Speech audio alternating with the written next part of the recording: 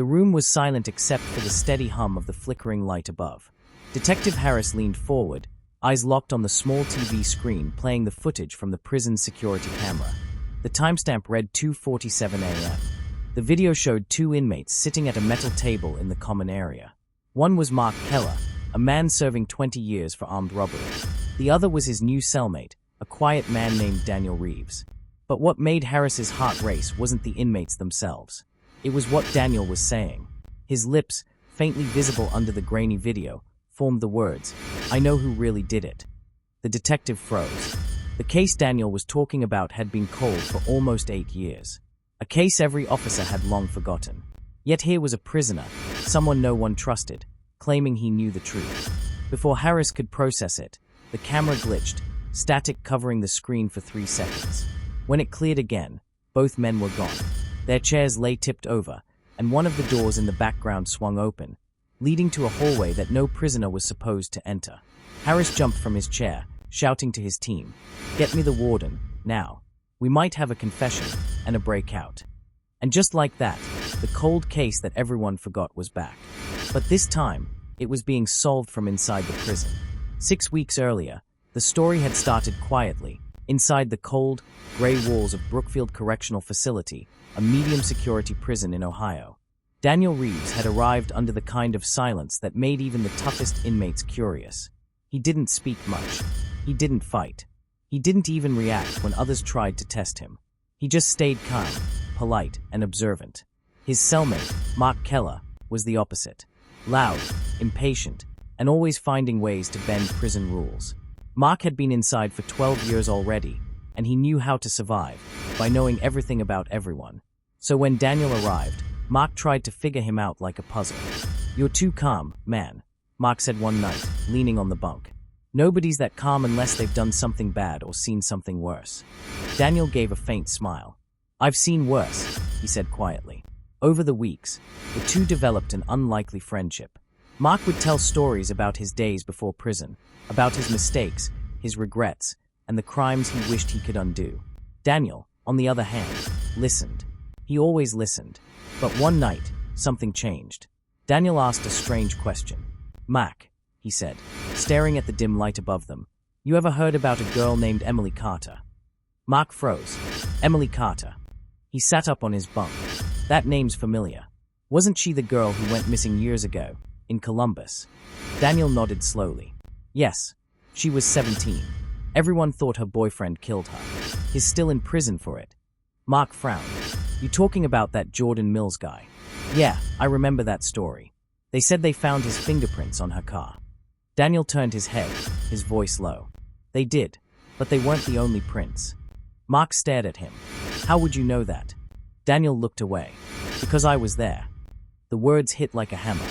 For the first time since they'd met, Mark saw fear, not in Daniel's face, but in his silence. That night, Mark couldn't sleep. He lay awake, replaying Daniel's words in his mind. What did he mean? I was there? And why bring it up now? Days passed, and Daniel didn't mention Emily Carter again.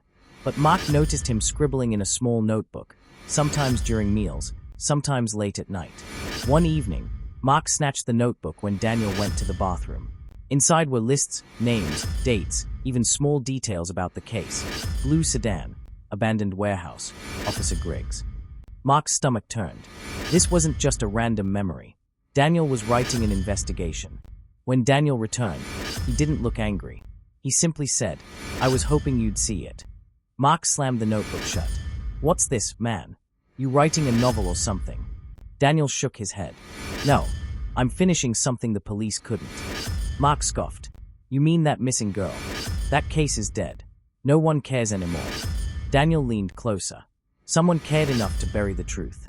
Mark wanted to laugh, but something in Daniel's eyes stopped him. It wasn't madness, it was certainty. Cold, unshakable certainty. "Who?" Mark asked quietly. Daniel hesitated, then whispered, "The guard who worked her case." That night, the prison lights flickered, and the power went out for a few minutes. When they came back on, Daniel's notebook was gone. By morning, rumors spread that a guard named Officer Griggs, the same name written in Daniel's notes, hadn't shown up for his shift. His locker was empty. His ID badge was missing. The warden called it a personal emergency. But Mark knew better. That afternoon, Daniel was summoned for questioning by the prison administration. He never came back. His bed was stripped clean. His belongings were gone. Mark sat on his bunk, staring at the empty bed. On the wall above it, written faintly in pencil, were 4 words. "Look under cell 9. The next day, Mark did. What he found changed everything. Hidden behind a loose tile under the sink of cell 9 was a small USB drive wrapped in cloth. Mark didn't know what was on it, but he knew it was something powerful, something Daniel had wanted him to find. That night, when lights went out, Mark hid the drive inside his shoe. He knew one thing for sure: Daniel hadn't just been another inmate. He'd been hunting for the truth. And now, that truth was in Mark's hands. He didn't know it yet, but the next 24 hours would make him the only man capable of solving a case that the police and the world had long forgotten. And someone in the prison wanted to make sure he didn't live long enough to tell it. Mark didn't sleep that night. Every sound in the cell block made him jump. The clanging of metal doors, the footsteps of the night guards, even the distant dripping of a broken pipe, all of it made his pulse race. The USB drive felt heavy inside his shoe, as if it carried something alive. Something dangerous. By morning, the prison was louder than usual. Rumors were spreading about Daniel's disappearance, about Officer Griggs, about the unexpected lockdown that no one could explain. Some said Daniel escaped. Others whispered that he was transferred after talking too much. Mark knew the truth was somewhere in between. At breakfast, he kept quiet. His tray of eggs went cold as he scanned the cafeteria for any sign of the guards watching him too closely. None did. Not yet. But he could feel it, the unease in the air, the way conversations dropped when he walked by. Somehow, everyone knew Daniel had left something behind. After hours of waiting, the cell block was finally cleared for laundry duty. Mark volunteered quickly. The laundry room was one of the few places in the prison without working cameras, a secret every inmate knew. As soon as he was alone, Mark slipped the USB drive out of his shoe and stared at it. Small, black, and unmarked. Just a simple drive. But in his gut, he knew it could change everything. He didn't have a computer, of course. But he did know someone who might help, an inmate in cell block D named Randall Tech Lawson. Tech had been a computer repairman before he got caught hacking into bank accounts. He had a way of sneaking information in and out of the prison through broken security systems. If anyone could read what was on the drive, it was him. That evening, during yard time, Mark made his move. He waited until the guards were distracted, then walked to the far end of the fence where Tech usually sat alone, carving small letters into a piece of wood. "Need a favor," Mark said quietly, sitting next to him. Tech didn't look up. Everyone does. "This one's different." Tech smirked. "They all say that." Mark pulled the USB drive from his sleeve and showed it to him discreetly. The moment Tech saw it, his hands froze. "Where'd you get that?" "Doesn't matter. Can you read what's on it?" Tech's eyes darted to the nearest tower guard, then back to Mark. "If I say yes, you owe me. Big time. Deal." 2 days later, Mark found a note slipped under his food tray. It had no name, no signature, just 3 words. "Meet me tonight." That night, after lights out, Mark crept to the old storage corridor behind the laundry area. Tech was already there, holding a small handheld device with a cracked screen, one of his projects. "I read it," Tech said, "and you're not gonna like what's on it." Mark frowned. "Try me." "It's video files. Old ones. From before this prison even existed. Looked like police recordings, body cam footage, interrogation videos. One of them shows a man being questioned. You won't believe who." Mark's heartbeat quickened. "Who?" Tech stared at him. "Officer Griggs." Mark felt the air leave his lungs. "The guard that disappeared." Tech nodded. "Yeah, and the guy doing the questioning. He wasn't a cop. He was Daniel." Mark's mouth went dry. "What?" Tech nodded slowly. "Your cellmate, Daniel Reeves. Except that's not his real name. The files show his name as Detective Daniel R. Hughes. He used to be a police investigator, until he got fired for reopening a closed case without permission. The Emily Carter case." Mark staggered backward, gripping the wall. Everything spun. He was a cop. "Not just a cop," Tech said. "He was the one who said Jordan Mills was innocent. He found something that proved the boyfriend didn't kill her. But before he could show it, the evidence disappeared, and so did the guard in charge of it." Mark tried to process it. "You mean Griggs?" "Yeah, Griggs covered up the whole thing. Daniel must have tracked him here, to this prison. Mark felt sick. The USB drive hadn't been just evidence. It was proof that Daniel had been right all along. Before he could say anything else, they heard footsteps. Heavy, deliberate, and close. Tech quickly stuffed the device under a broken dryer and whispered, "Go. Now." Mark slipped out the back door, his heart pounding. He didn't look back, but he heard voices behind him, guards shouting, boots slamming the floor. Tech's voice cut through it all. "Run."